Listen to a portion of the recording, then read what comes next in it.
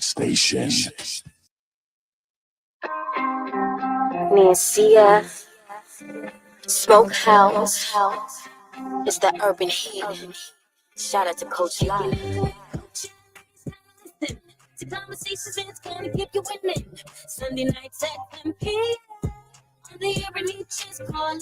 Conversations with Coach La La La La La La La La La La. Coach La La La La.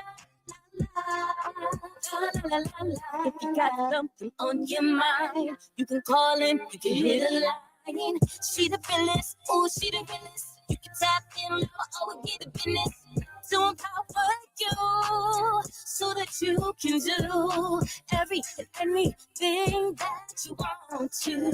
You can hear it, Coach Allen, it's time to listen to conversations that's gonna keep you winning. Sunday nights at 10 p.m. On the urban heat, just calling. Conversations with Coach La La La La. La la la la la la, Coach La La La La La La La La La.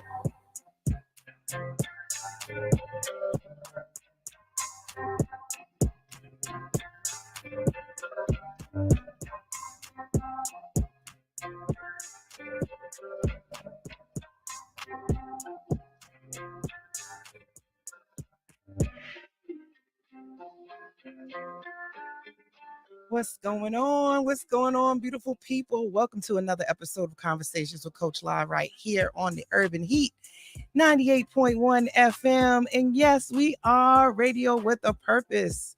And I'm your favorite around the way therapist coming live from Hyde Park, Massachusetts. There's so much going on in my city tonight. Well, today, shout out to the BAMS Fest. Shout out to the Urban Heat family. It has been definitely a jam-packed weekend. Shout out to everybody who came to celebrate Mental Health Awareness Month for Men with me at Pole Therapy 12 at Slade's Bar and Grill. I tell you, we had a time. Shout out to Ray Royale from the Ray Royale Experience and also on Inside the Ride.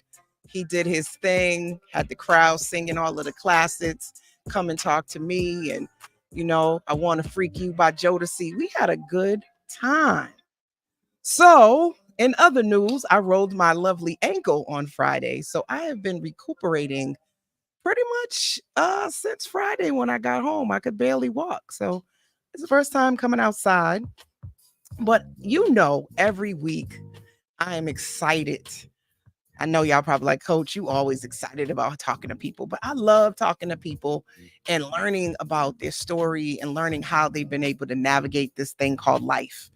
Life be life and y'all, and it gets hard sometimes, and we try to find our way and figure out how to survive. And I think what's going on now is a lot of people want to thrive. They're tired of just hurting and being in a sad space and a depressed place. And you know, we talk about mental health on this show, and we want to debunk the myths that it's only people with severe mental health conditions that need support. So tonight's guest is phenomenal. I got a chance to meet her at the women's conference.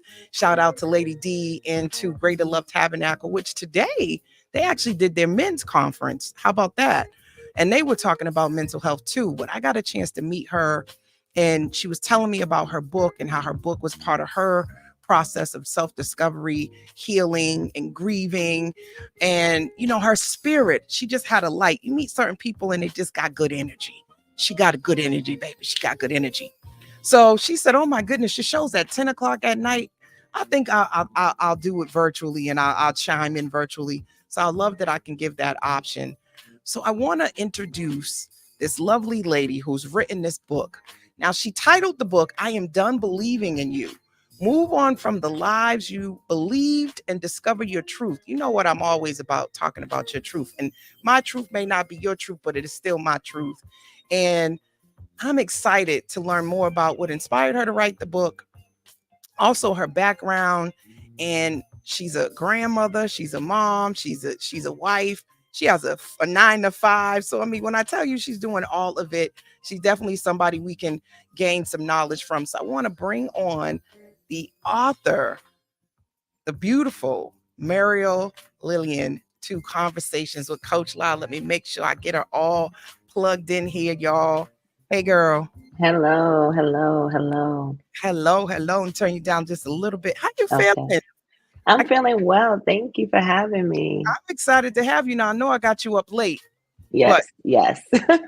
some of my listeners, they struggle with sleeping. Y'all try to act like y'all hmm sleeping, but I do know that there's some folks that's in bed at 9 o'clock. Yes. There's some of us that still stay up late watching shows and things like that. So my show is for all of the people who struggle with going to bed. Okay. All of the ones that sleep already will catch the replay tomorrow. Right, So right. I'm excited to learn more about you and tell me, who is Muriel Lillian? Who are you? Who is Muriel Lillian? Thank you. I am, like you said, a woman, right, of color who's out here trying to learn my way and what God has for me. But most of all, my pride and joy is being a mother to four children, mostly grown now. My youngest is 16, the oldest is turning 30. So busy family life. And I am just a family Hold up. person by heart. You got a child that's 30. Yes. Do she I, look like she got it?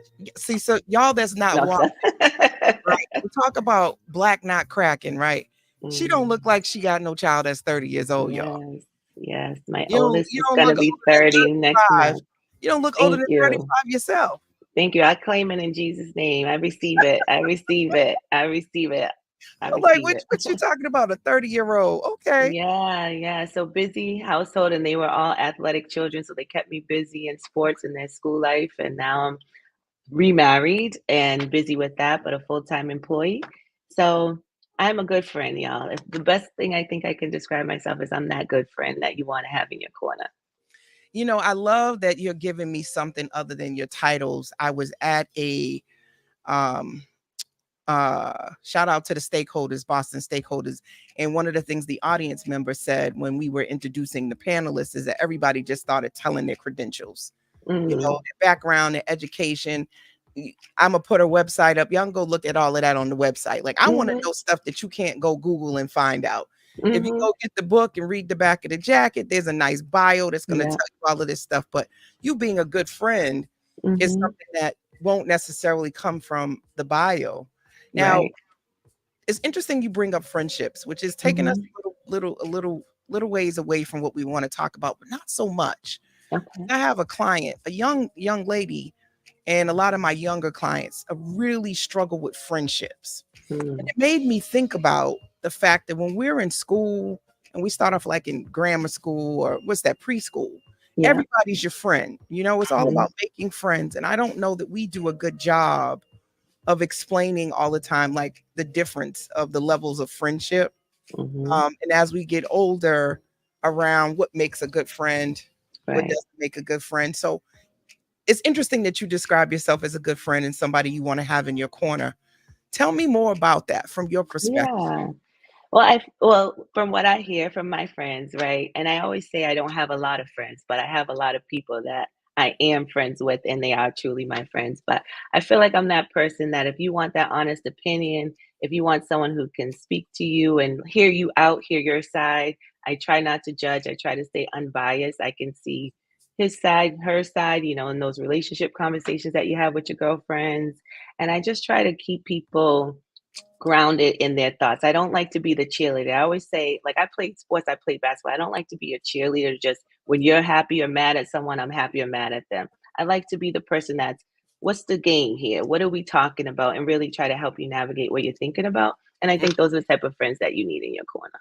I love that you're saying that. So I always tell people you need like three types of friends, right? You need your reality tester, or AKA hmm your truth teller, right? You need your cheerleader, and then you hmm need your dreamer. It's your friend that hmm whatever you want to. They'll be like, yes, go for it, do it. Oh, that's a great idea. Like, they just they're somewhat like a cheerleader, but cheerleaders sort of sometimes are not always there to brainstorm with you. But that friend no. that's dreaming, and you get an idea, and they give you an idea, and then before you know it, y'all are talking about being Pinky in the Brain taking over the world. And then hmm you got your reality tester, your truth teller that goes, okay, I know you want to do that, but let's be realistic. What's your budget? Right. Right. Your budget. Can you Yeah. do you have the capacity for that? You're already doing 5 other projects. Like, and sometimes people can put those friends in the like the naysayer or the hater, and sometimes Yeah. they're not. sometimes those are just really the people that you sort of need to keep you grounded and help Yes, you not yeah. they keep you humble to a certain extent too. They keep you again grounded. I think grounded is Mhm. the best word for it. So Yeah. what else how else would you describe yourself? What's something that is that people wouldn't know about you or be surprised to know about you? Oh, goodness. Oh, the surprise is that I'm a grandma, like she told you, but in my heart, I'm a rapper, y'all. I'm out here thinking I'm like MC like Queen Latifah. You Like better I will you better that stop. was my dream job.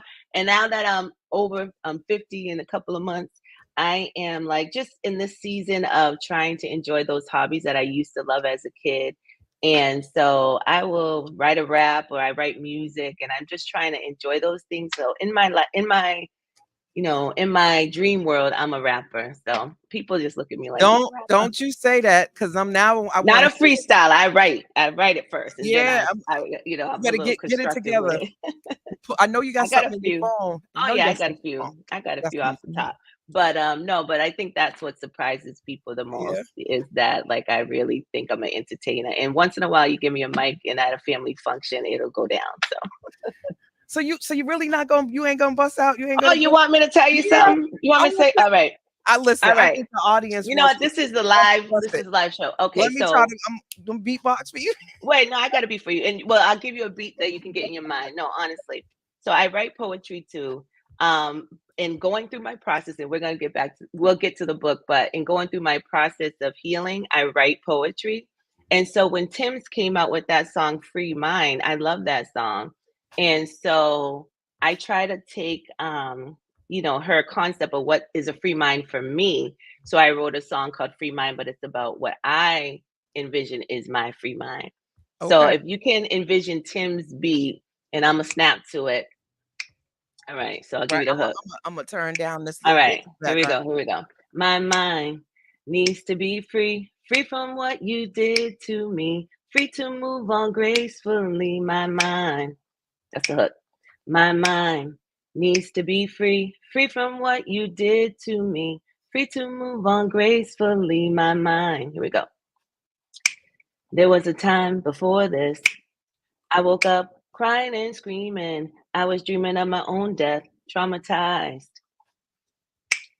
My soul had no rest. You had drained me of my last breath. God, how do I pass this test? Victimized. My mind is going crazy of all of the things you stole from me. How did I let you get that close to me? Devil lies. But when you fall, you must rise. Keep in faith and fix your eyes. God is gonna take you to the other side. Survive. My mind needs to be free. So I just started flowing that over her Okay. hook about what it meant for me. And so I wrote that over her hook, but it was about how I had to focus on my story. So I use music to heal myself, in another word. So Well, people are let me usually tell. surprised. I like that. Mhm. I wasn't expecting you to be a lyricist and a spoken word artist. So that's I dope. know. So You're that gonna was have the to come. surprise. You're See, gonna have it's not on to the bio at all. no, it isn't. You're gonna No. have to come to pole therapy, and I'm gonna have to get you on the stage with a band. See what you Okay, got. okay, All okay, right. okay. And I know I was a little nervous. I'm cracking. I'm live, but Well, um, we get the idea. We get the yeah, you get the idea. So we that's get the the idea. surprise. Hmm. Now, some of the things that you did talk about is that Yeah. in your work in your book, it's your life experience Hmm. and issues with teen pregnancy, domestic Hmm. violence, depression, divorce, death, and grief. Yeah, Where that's a that's a mouthful, lot. That's a right? lot. That's a lot, and I'm assuming that was a span of you said you'll be almost 50, I and am. I just turned 50 a oh, couple you months just ago. Yeah. I love Thank it. you. Happy 50th.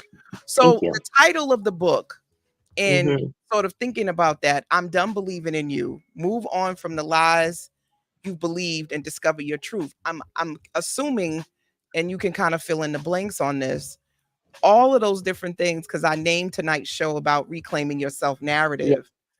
You're going to have certain societal messages and stigmas that go along with each one of those categories, from Yeah. domestic violence, teen pregnancy. You can start to feel like people are sort of formulating your future and who you are based on Mhm. those life experiences. So Absolutely. Yeah.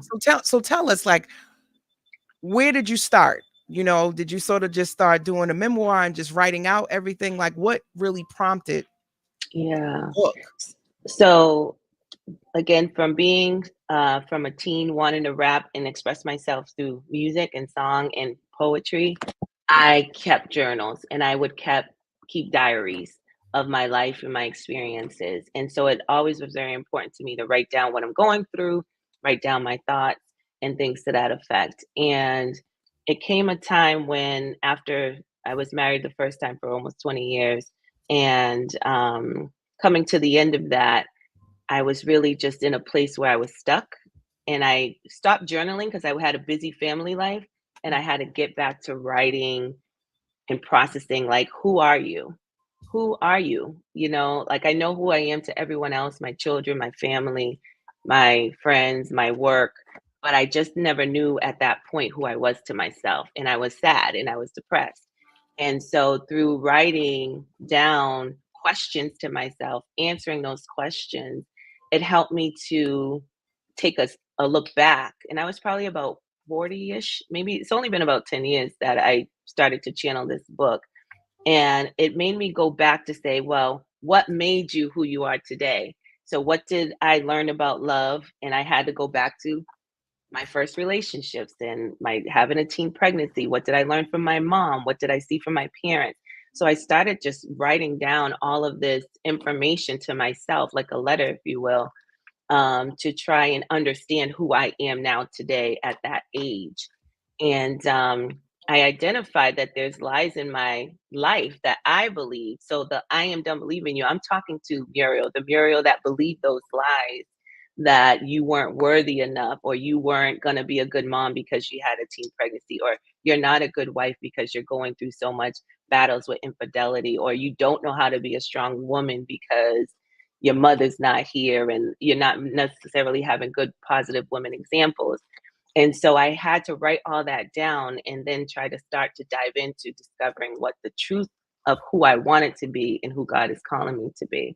And so through journaling, writing, self, awareness that we're talking about, and being very intuitive with wanting to know who I am, and wanting to uh, um, just reinvent myself to the Mhm. point of, I'm your family, I'm your mom, but I also am a person that has goals and dreams and a personality.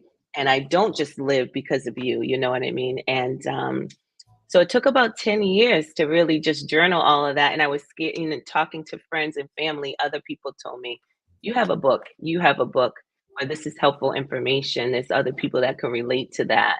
And it just really helped me to um, be courageous and say, okay, I'm gonna put my business out there, but hoping that it touches someone else that could say, you know what, if she can do it, I can do it too, you You know? know, I remember when we met at the conference, you mentioned the book being healing for both your daughter and your son.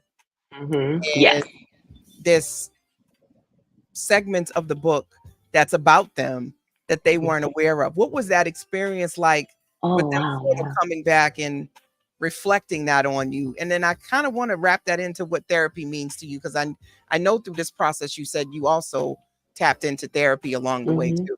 Absolutely. Yeah. So, first and foremost, to my daughter, I only have one daughter. And you know, with I lost my mom when I was 34. And even though I was an adult, married with children, I felt that I was still too young. There was still so much I needed to learn from my mom. And when I started to think about my daughter, and as she's growing into a woman, and then, wanting to be in relationships with boys and trying to raise her with faith, and to respect her body and her choices, and what is marriage, and be a good example, I started to see things in her life manifesting that had already gone through. And I knew the pain that that caused. And as a mom, you want to protect your children, and especially your girls, right? Mhm. From repeating those mistakes. And so I wanted to dedicate this book to her, to basically not be ashamed of who I was and what I've gone through. A lot of times I think we try to keep it under the rug, and you want to stay strong for your children and not really let them see you know the struggle that you went through, right? You want to keep their life clean. But I really want this book to say, I've been there. I was down in the mud too, right? I've been walked over too, but how I can get out of it, and to at least give her a little bit of a blueprint print of faith that she can rely on to really start to think, no, I deserve better than that, and not to accept less than she deserves. So first and foremost, I dedicated this to her. And so because I wanted to make sure that as a mom, I didn't leave this earth before letting her know how beautiful she is, how strong she can be, and the type of woman she should strive to be. For my son, and it was the oldest who kind of gave some introspect, was that he, again, he lived with me through that struggle, right? But he never heard the story either.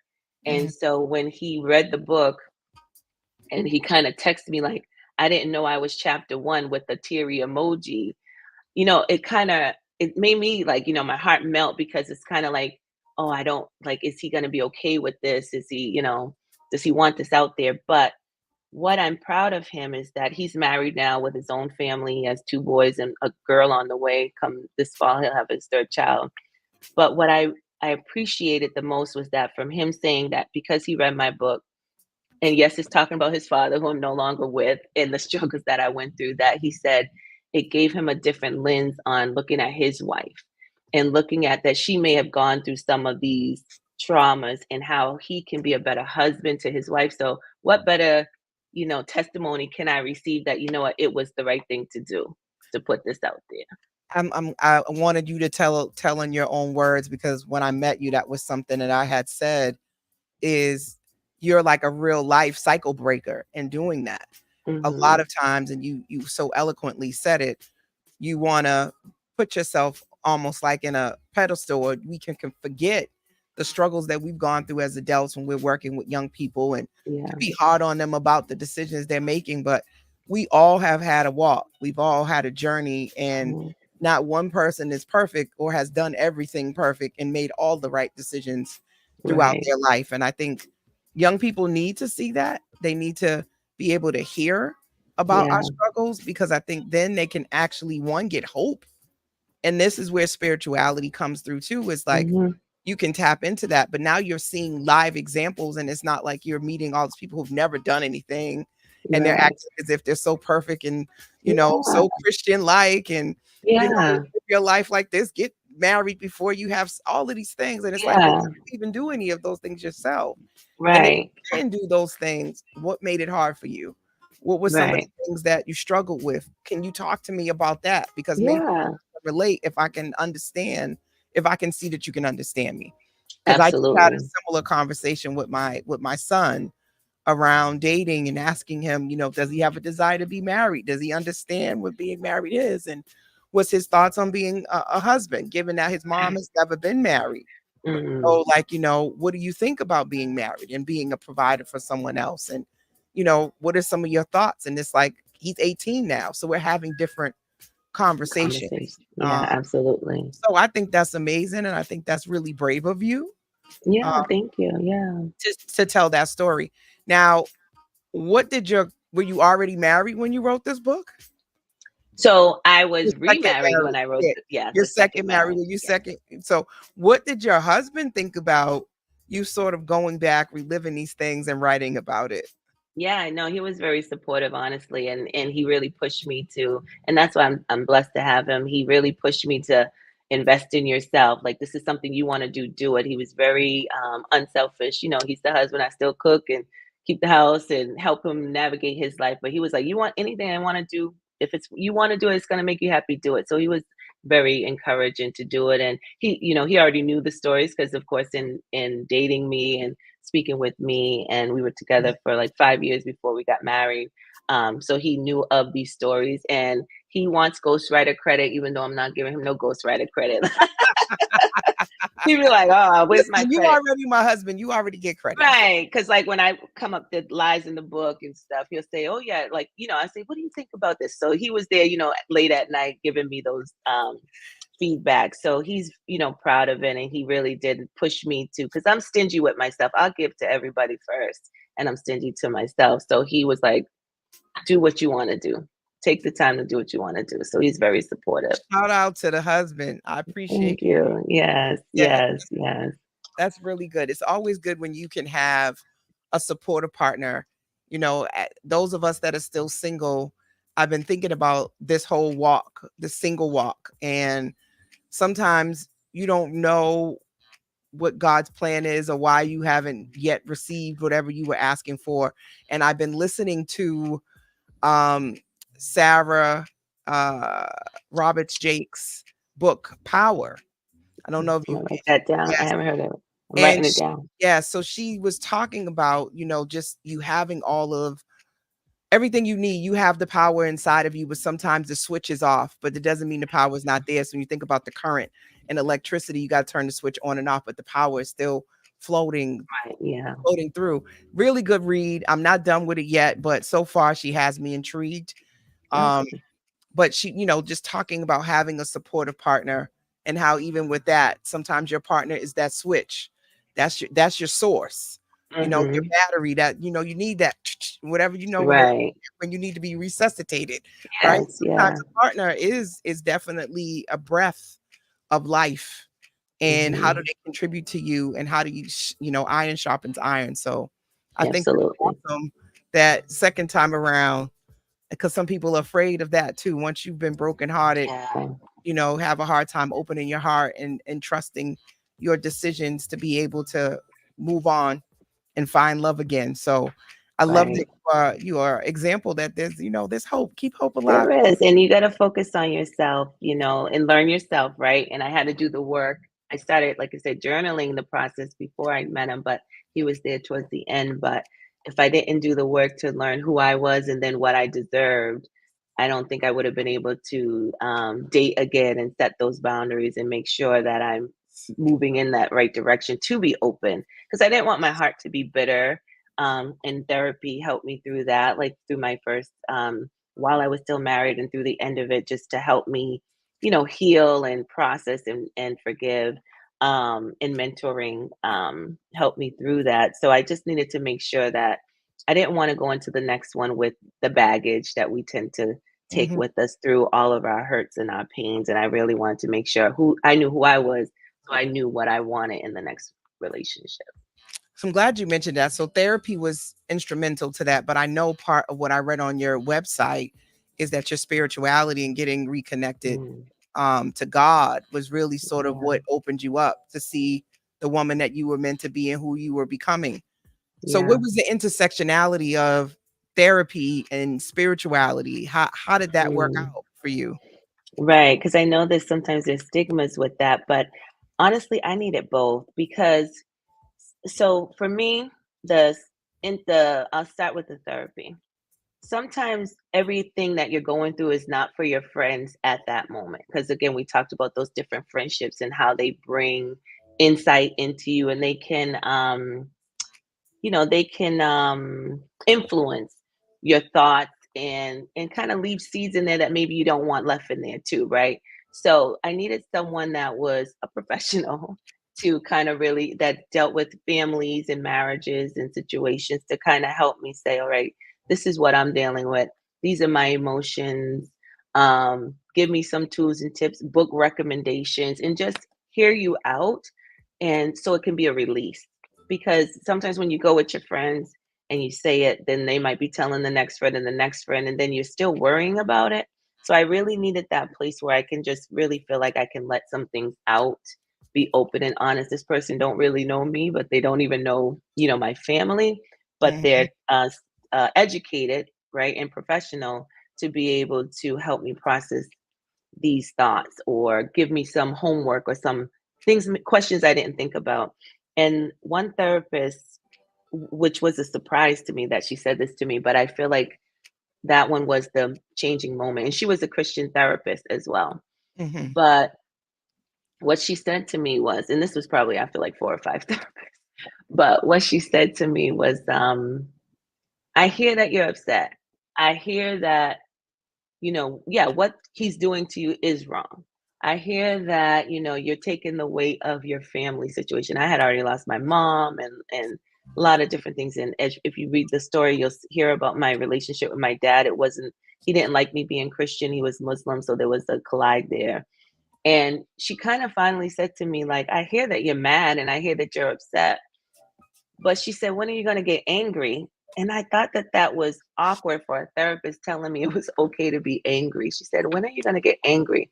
Because she said, I don't think until you're really angry will you accept um, the conditions that I really need to be healthy in my household and in my family, and in order for me to really want a change. Because if you're just upset and you're just mad, you push it under the rug and then you allow it to happen again. You push it on, but until you're angry that no, this is not happening. I'm not dealing with this anymore. That's when you start to set those healthy boundaries for yourself. And I just appreciated that advice. And I don't know if I would have gotten that from maybe just my church necessarily. Could have, but for me, it was a therapist that told me that. And after that, it just was like a light bulb that went off. But spirituality, I think my faith and my prayer life, it helped me to meditate. It helped me to find the peace that I needed to start my day. I wake up on prayer lines and prayer calls. And I think just saturating your peace and your spirit first, it just gave me the strength to go through the day with, yeah, there's challenges coming, but it just set the foundation for me to be able to tackle those, control my buttons. I'm not so hot, when people come off on me. And I think that my spirituality just grounded my peace so that I can go through the challenges. So it was a balance of professional information, but then spiritual grounding. And I think it works perfectly together. I don't feel like you have to choose one or the other. I think you need both in your life if you, at certain times in your life. I agree. I think, coming from more of a traditional Southern Black folks background, it's like, just pray on it. Nothing ain't wrong with you. You don't need to go talk to a therapist. People thinking it's more of the person being a shrink, Mm, and that they're gonna do something to like minimize or shrink your brain. Some really like archaic, old school thought processes, and really therapy is about processing and mhm, looking at why you think the way you think and where did certain information come from. How did you come about thinking you are who you are or who you say you are? mhm, Is that from you? Was that your family? Was that right, school? And I think that really helps so many people when you think about self-discovery, when they sit and they go, well, wait a minute, why do I say um I'm an angry person, or I'm shy, or why am I saying I'm anxious? Where did that come from? right, One of my right, earliest memories of being anxious, when did that start? Is that something that I want to keep as part of my right. persona? So just the correction, her name is Sarah Jakes Roberts. I flipped her Oh, name around. Sarah. Oh, Sarah okay, gotcha. Jakes So I put J. Roberts. And Mhm. the book is actually called Power Moves, Power moves. Igniting Your Okay. Confidence. So you ignite your confidence and become a force. Oh, I So like that power moves, title. ignite your confidence and become a force. Sarah Jakes Roberts. She's actually what's his name? Jake's TD Jake's daughter. Oh, okay, okay, okay. Yeah. Yeah, So and listening to people like back in the day too, like driving to work in the car, I would listen to the radio stations and listen to like Family Life Today. I think it's AM 590. But I would like cut out the worldly stuff for a minute and just listen to like family life podcast, things about relationships. So that's in a form therapy, right? When you're listening to podcasts and yes, listening to other people's family dynamics and how they go through the challenges. I was dealing with my teenage son at the time that was kind of like, okay, this is the middle child and he's acting up and it made me angry, but how can I better be a better parent to a child that's acting out? I'd find a book about it. So all that I think is professional therapy, and yeah. it's helpful. It was helpful. I think one of the things that came up during this month for men's mental health awareness is that anger is the only emotion that men are allowed to have. Like that's the most Mm, justifiable one. But what people don't realize is that anger is actually a secondary emotion, but it is a catalyst to change often, because they say if you get uncomfortable, That's usually where Mm, change happens, is when you're uncomfortable. So you think about, if you're angry enough, that mm, means that you're uncomfortable enough. And that usually is your yeah. rock bottom. So, anger, depression, a lot of those things are the things that can be the springboard to people saying, enough already. Um, Mm-hmm. I'm all set. I don't want to be in this space anymore. Right, right.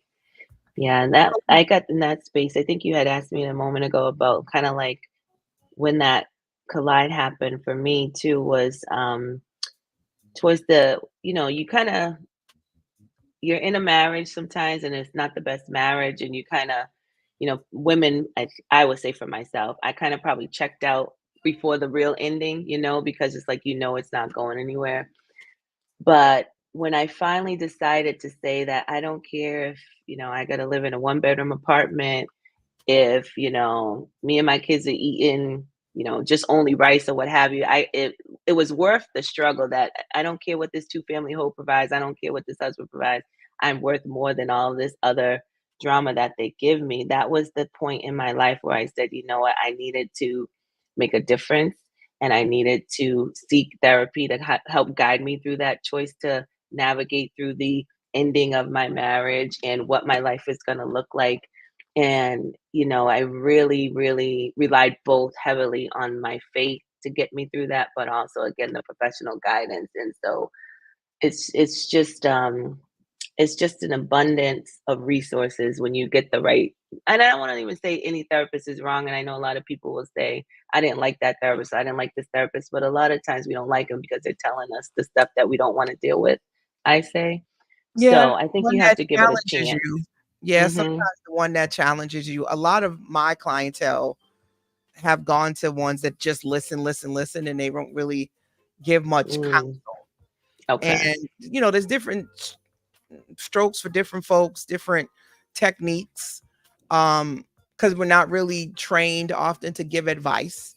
But I think Mm, you start to ask certain questions. Well, tell me more about that. Tell me how that connects to what you want, right? And you start to get to know your client. What happens is you're challenging the narrative that they're painting and what they're actually doing. So it's mm, like you're saying one thing, but your actions don't match. Talk mhm, to me about, you're saying you want to have someone who doesn't cheat on you and someone who is honest, but the guy you're dating is doing that. How does that connect right, with your long-term goals? And how are you going to navigate that? It sounds like that's making you feel really sad. And so mhm, you start to ask these questions and people start to process their own yeah, decisions. And what are you afraid of? What's the benefit of staying, and what is something that would be a consequence of leaving? Um, mhm, Vice versa. So I think when people start to really hear themselves talk, mhm, and they can't say, well, you're jealous, or you're a hater, or you're only saying that because you're going through that with your own person or whatever, and this is why you're saying that to me, or I know you wouldn't do that. It's harder to have rebuttals. mm, The focus is now solely on you, and there's not any other noise that you mhm, can sort of utilize. When it's your mother, you might be like, well, my mother's judgmental. right, This right, wants the best for me. You don't like anybody that I date, so yeah, kind of like, well, look at who you dated, look at how my father is. So you don't want to hear it sometimes. yeah, and you don't want the "I told you so"s. No, but I have this philosophy that I say to a lot of clients and to myself. Separate the noise and the messenger. Is any of what the person's saying to you true? Mhm, Is there any truth to any of what they're saying? Before you mhm, go defensive and want to defend yourself, is there anything that they're saying that is true? And mhm, then the second piece is anything that they're saying solid that could help you grow as a person? mm, So is yeah, this truth, and can it help you grow? So if mhm, the answers are yes to those two things, regardless of who's telling you, then take the pieces that are take going to it, help you be a better yeah, person. If it's not going to help you grow, look at it as just feedback, just like a gift. If you don't want a gift, you can say thank you. I appreciate your commentary. I'll keep that in mind. The same way mhm, you get a gift and you re-gift it, or right, right, or you go try to take it back to the store and get you a store credit. Mhm. Or if it really comes down to it, you can actually set a boundary and say, listen, I'm not soliciting any advice. Mhm. You know, can you just listen? I'm not asking for your feedback. I just need to vet. Yes, I think yes. I think sometimes if we learn how to do that, we'll notice that oftentimes people are trying to help. They think they're doing the right thing. Or a lot of people don't know what to do when you start to tell all your stuff. Mhm. It triggers that they need to fix it and they Right. need to give you something, right? Because sitting there and just listening can sort of feel like, what am I supposed to do with this? Right, Get right. them off the hook. Let them know I just need you to listen. Yeah, That's truly all you need. Just yeah. let the person not go into fix it mode. Listen, you don't have to come up with any solutions. Can you just listen? Yeah, I learned that with, even my children, and then sometimes my friends, like, because when you start to just give them what they need to do or those opinions, it's like they start to pull away from you, or they might not want to come back to you again. So sometimes I'm like, do I have permission to speak freely? Like, is this the conversation where you want to have with me, where I have permission to speak freely? And they might say, no. Okay, so now I know you just want me to listen, and I Yeah, listen. they may not be ready. And I think, Ready for it. Yeah. capacity wise, sometimes when you're hurting and you're in that space, you're already got so much negative self-talk and you're already so heavy and you already Mhm. feel foolish and you're just feeling a lot of stuff. You don't necessarily need it validated that what you're Right. doing is foolish. You might in that moment need, you know what? I've seen you get over harder things.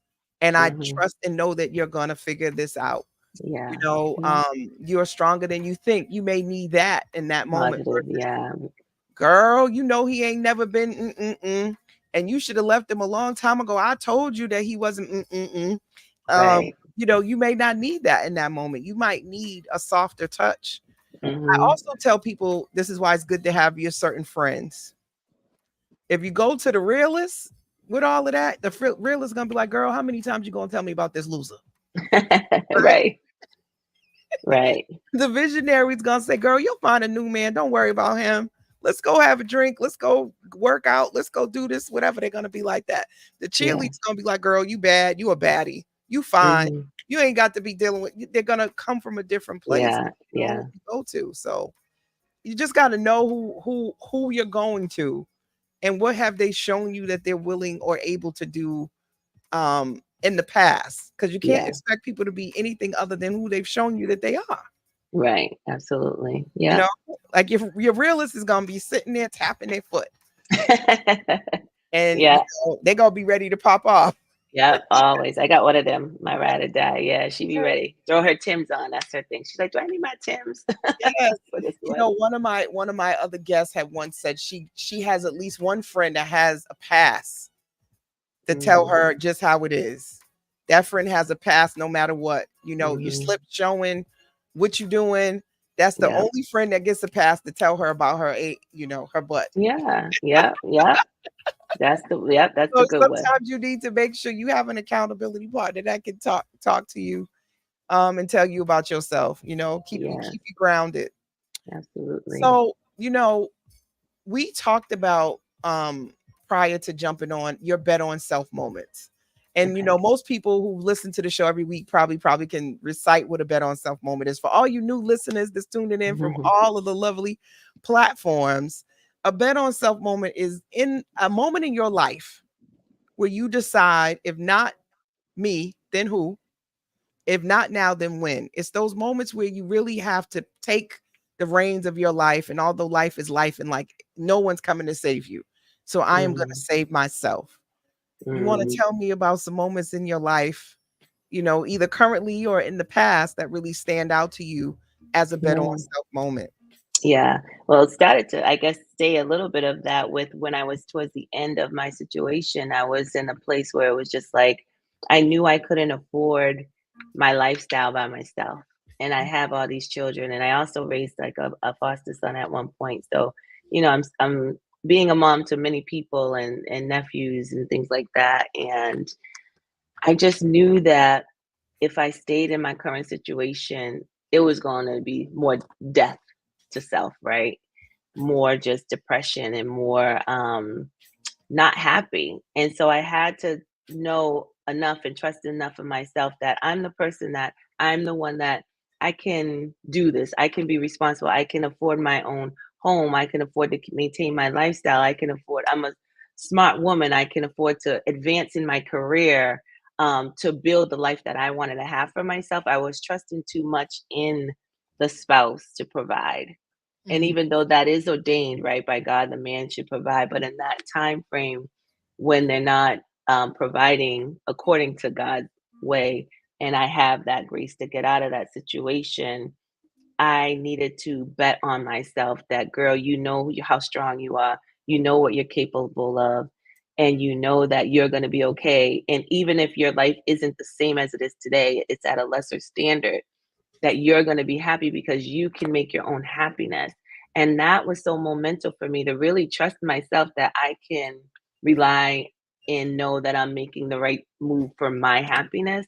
I don't think a lot of us take the time to do that. So that was a great, when I look back at that, I'm just so thankful. I have no regrets. I'm just so thankful that I made that leap, and it allowed me to see how God could provide. My home was going through foreclosure, but it didn't happen. I was able, all of a sudden I got a bonus, or I got this. And I even think the woman that was on the other side of the foreclosure line, she kept trying to tell me, I can't help you unless you fall behind. I said, I don't want to fall behind. I'm crying like I'm listening. And she kind of suddenly said, no, ma'am, if such and such and such and such, I can't help you unless such and such and such and such. But she was like subtly telling me, because it's a recorded line, but she was kind of telling me what I needed to do, but kind of not telling me what I needed to do Mhm. because it's a collection thing. And once I the message finally heard the message, I just hung up the phone. And then 3 months went by, I fell behind, I was in foreclosure, called the same woman back. She goes, "Now I can help you." It's kind of an awkward thing that you can't get help when you're trying to maintain your credit and keep the bills paid. And I'm just like, I need to eat or I need to pay you. And it's basically she was telling me, feed your kids, come back to me in 3 months. And then she started to help me, and I was able to just, God just made a way for me. So I'm just so thankful that I had that opportunity to say, I'm going to trust in myself, trust in God that He's going to provide Yeah. for me. And that was so monumental for me to get on the side of my life. The other bet on me moment was writing the book. Again, feeling that I'm choosing to share my story, betting on myself that I'm really not famous, right? I'm not anyone out there. I think my book launched at the same time. Jada Pinkett Smith book was launching, and I'm like, of course, everyone's buying Jada's book because she's famous and whatnot. But I feel that my book is out there for somebody, and betting on that, I went through all of this, and I'm gonna take the courage and tell my testimony, and to no matter where it goes, I know God's gonna do something with it, and trust that I have a word for somebody, that I can help someone, that this is gonna allow someone else to maybe think differently about their life and where they want to be in their life, and take the control to start to achieve those things in their family life and situations. To me, it was worth it. It was worth, the expense. It was worth the late nights to write it. It was worth everything. So those are my only current two ones. I mean, I bet on myself every day. I try to get up and just get through the day, but those ones are just the most significant in my life right now, because it really is just me putting my heart out there and hoping that somebody else is connecting with it. And I'm open to talk to you about it. Like, I'm not a therapist, but I just feel like I love talking and sharing, and Mhm. hearing other people's stories. And I think people heal through really sharing that story with someone that has a good heart and wants to be like, God's going to encourage you, but also I've been there with you and I understand, empathizing with, that person in their situation. Um, I think so I that don't know if that lines up, but those were my moments. no, I think those shout out to all of the listeners. I'm sure they all are giving you love, and that definitely those are significant bet on self moments. Mina Shea Styles Journey said, "Amen." We got our Nick that's going strong. Like, I think a lot of women, especially, and I'm not going to say this isn't men, but I think a lot of women can relate to being in that pivotal point of how am I going to do this? And I think for those of us, especially myself, being single, you know, I have a house and I've been raising my son by myself, who's now 18. Is a lot of pivotal points where I wish that there was somebody I could tap in to help me with Hmm. providing. So I think a lot of women can relate to it being on you and having no choice. And I was talking to someone about the walk of a black woman. Mm. I had come across a reel on Instagram where the man was pretty much, and I wish I could remember his name. He was like, Black women have this strength and this masculinity because they've had no choice. Like if Mm, you are putting her, or she's been put in a position that she has to figure it out and step up, you're now saying you don't want her because she figured it out. Like if you mm, give her a soft space and you allow her to breathe, Black women have the ability to be feminine and to step into that feminine energy, but have yeah. made a space for her to be able to trust you, not Mhm. worry about being hurt, not worry about you leaving her high and dry with the bag, so that she can step into feminine energy, which allows you to just be Right. organic and be free and just receive and not be taking things over and having to sort of be like, right, like Yeah, we want that, I think us sisters deserve that. I mean, you think absolutely. about, we've been since slavery having to take on not being able to be a woman, Mm, being out in the fields. And if we weren't in the fields, then we had to be somebody's concubine. I right, think it's time for us to be taken care of, nurtured, and be given an opportunity to right. be off and to be taken care of without being hit, without being abused financially or emotionally. So we got to get it together, people. Yeah, yeah, and it's about right, and like in the Christian realm, we talk about the word submission, right? And a lot of women nowadays, it's like I ain't submitting. I got my bag. I make my own money. I don't need no man. But it's not necessary. Yes, you're strong enough to do all that, but at the end of the day, we want a companion, and a man is more masculine energy, and they can lead. And like you said, giving you that trust, giving you that freedom to be the strong woman. A strong man isn't going to be intimidated by your strength. So you just got to find the right man, Right. right? And But then at the same submission time, comes almost naturally, because it's right, almost like, it's more like guidance. It's not that right, you don't have a mind. And I think because a lot of yes, women have dealt with domestic violence yeah, and harshness, yes, submission is connected to someone controlling you. And I correct. think when that's why they're like, I'm not doing that. Or in your case, when you talk about your first marriage, of like, I'm relying on you to provide and then you don't provide and I got to figure it out. So that fear of, I'm submitting to you and where you're going to lead me to. And then you're going Hmm. to lead me like all these other guys have led me. Oh, I ain't going for that yoki joke. Not once, not twice, man. Right. I'm not going to be no fool. So I don't need a man. It's coming from not having the ability to relax. Right, right. And that's what you want. You want to feel like you can relax and Right. you want to be at peace in You your want to be at peace. relationship and If we it's can help each other. right, if Hmm. it's a monogamous relationship, you don't want to have to worry about your significant other cheating and still not having the Right. discipline. And I think we all need to just sort of think about, why are we showing up in relationships the way that we do? Why aren't we being honest about what it is we want? Because if you Yeah. want to, be in a relationship where you're free to sleep with everybody and you say that, get you a woman who's okay with that. Right. If you are a woman who wants to have a certain type of man, we all have to just be a little bit honest, more honest about Yes. Yeah. what we need, That's what it and our is. Yeah. past, to talk about the triggers and all of that. But that also comes with trust, because a Yeah. lot of guys, you open up all about all of that stuff and they do the same thing. Right. So, I Right. don't want to come off that I'm bitter or I'm wounded or I'm unhealed.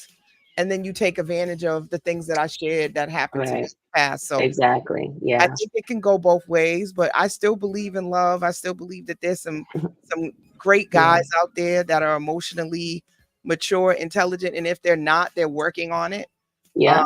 so I don't think everybody's that way, but I do No. think Yeah. we can sort of learn lessons from people like you. And Yeah. by us telling our stories, it gives people a blueprint to sort of look at things, Hmm. and not to say that every situation is the same, but you can kind of like, okay, this isn't me, right? You don't Right. have to internalize it, that you're the problem, and have it hit your That's what it was. self-esteem. I think more than anything else is to understand that narcissists exist, users Hmm. exist, and it's nothing wrong with you. You're a good person. You just got to pick the right person to be good to. Absolutely. And That's that's a lot of my story. So the book about the lies I believed and how I believed them was because of what other people were saying to me or trying to like manipulate me to believe. And I had to let go of those, like you say, debunk the myth, like that's not me, Yeah, and and this drop those lies. and Yeah, they get something out of that. So if you yeah, are gaslit, a lot of people don't understand gaslighting gaslit. Yes. makes you question your own reality, right? And Mhm. if you can stay in a place of confusion then you never know what's coming. You never know Right. what's real, what's fake, who you are, and you can stay in that place until you start to really take a step back and sort of look at the whole big picture. You start to see things and you can make Mhm. better decisions. Yes, I believe we only absolutely. got 5 minutes. Do we? Yes, we do. We got Yes, we like got five 5 more minutes. I five. know that time goes by I fast. told you it goes by super, super It fast. does. So Yes. how can people get in contact with you? I have your website going down the Oh, let me bottom. show Is them it the book. is it better for them to go on I'll your show a picture website of it. to buy your book or Amazon? What's your preference? So the website's going to take you to Amazon, but I would love for you to see my beautiful website. You can see, read about me, Oh, and you can have an opportunity to contact me. It's also available on Barnes and Nobles. So some people like Barnes and Nobles. Ebook people, it's available on ebook on Audible. So it's available in all those different formats for you to get it. So the website is murielonline.com. the Um, website is beautiful. I'm getting ready to put it in the chat. okay, yeah, Beautiful thank website. you. I and your photo is gorgeous. Thank you. I'm Shout out to my loving the that was my godson's girlfriend who took my picture. So I kept it in the family. Everything is like people close to me in my circle. So I'm very happy. Wanted it to look like a magazine cover. and it absolutely, absolutely does. So I also wanted to tell you guys that the book is actually Amazon's bestseller.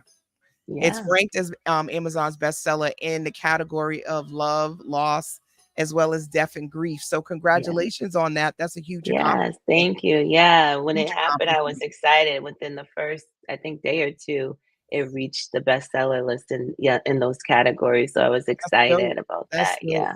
Super, super dope. So once again, you guys are tuned into the Urban Heat 98.1 FM. This is Conversations with Coach La, your favorite around the way therapist. You know, we are Boston's only Black-owned radio station on iHeartRadio, which is a huge accomplishment for us.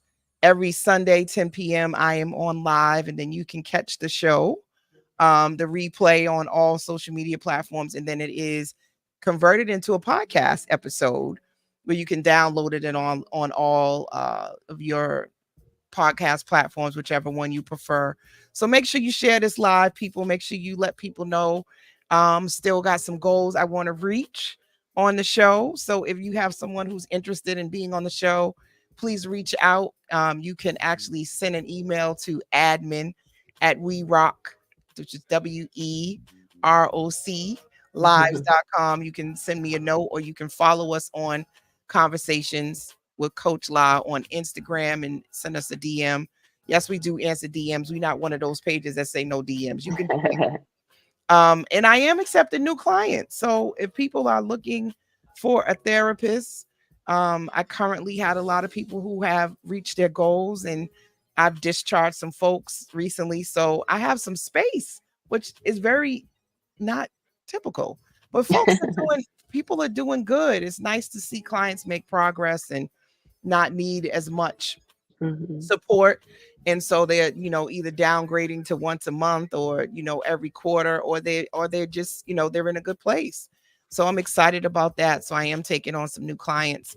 I also have my program, the FEM Project, which is the feminine energy mental experience that I'm doing with Coach Stacy. That is a 12-week program that combines physical activity and mental exercises to help Oh women wow. achieve their fitness and mental health goals so that they can feel better on the inside and out. So that is kicking off in August 24th. So you guys can also sign up for that program. It's on Eventbrite. So what you got going on? What's up for you, and how can people tap into any of your programs that's coming up? Because I saw you have a course. Yeah. Yeah, I'm working on a course right now, which is going to be a Discover Your Truth course to kind of complement the book and kind of help guide you through some journaling exercises so you can do the same thing that I did, start to know what God said about you and to help discover your truth. So I'm still working on drafting that and I hope to have that very soon. And then, Yes. yeah, so check me out on social media so you can stay in touch. Muriel_Lillian_online is my social media. But again, MurielOnline.com is the website. Great stuff. Any moment now, we're going to hear the lovely Mark Harris tell us. Here it goes. The unexpected, unorthodox radio from Boston and beyond. Meet 981fm.com and iHeartStation. So good night, everyone. Thank you. That concludes another episode of Conversations with Coach Love. Thank you, Mario. Until the next time. Thank you. Make sure y'all Thank check you for out. having me. I'm so glad you came. Check out tomorrow, The Morning Cafe. Good night, everybody. Good night. Bye-bye.